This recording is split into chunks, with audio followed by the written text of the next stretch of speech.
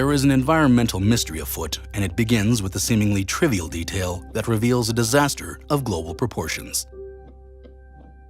One day, you notice that the honey you slather on your morning toast is more expensive. Instead of switching to jam, you investigate the reason for the price hike. What you find is shocking. The number of domesticated honeybees in the US has been decreasing at an alarming rate. This decline appears too big to be explained by the usual causes of bee death alone: disease, parasites, or starvation.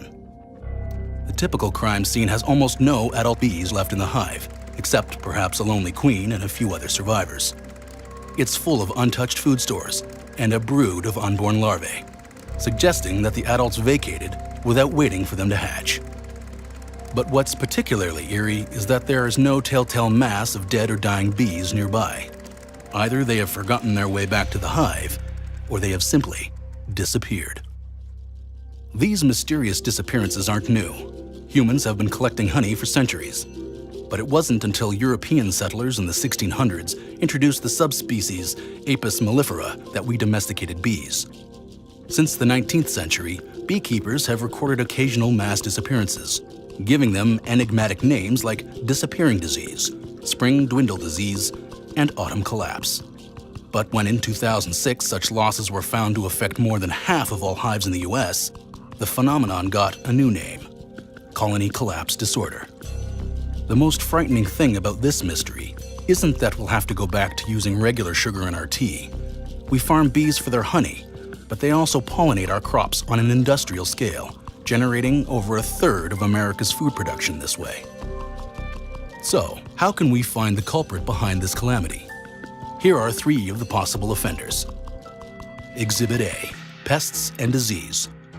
Most infamous is the varroa mite, a minuscule red pest that not only invades colonies and feeds on bees, but also transfers pathogens that stunt bee growth and shortens their lifespan. Exhibit B: genetics. The queen is the core of a healthy hive. But nowadays, the millions of queen bees distributed in commercial hives are bred from just a few original queens, which raises the worry about a lack of genetic diversity which could weaken bees' defenses against pathogens and pests. Exhibit C: chemicals. Pesticides used both on commercial beehives and agricultural crops to ward off parasites could be getting into the food and water that honeybees consume. Researchers have even found that some pesticides damage the honeybees' homing abilities. So we have a file full of clues, but no clear leads. In reality, scientists, the actual detectives on this case, face disagreement over what causes colony collapse disorder. For now, we assume that several factors are the cause. Honeybees aren't necessarily in danger of extinction, but fewer bees overall means less pollination and higher food costs. So it's crucial that scientists solve the case of the vanishing bees. Because while having less honey might be a buzzkill, crop shortages are something that would truly sting.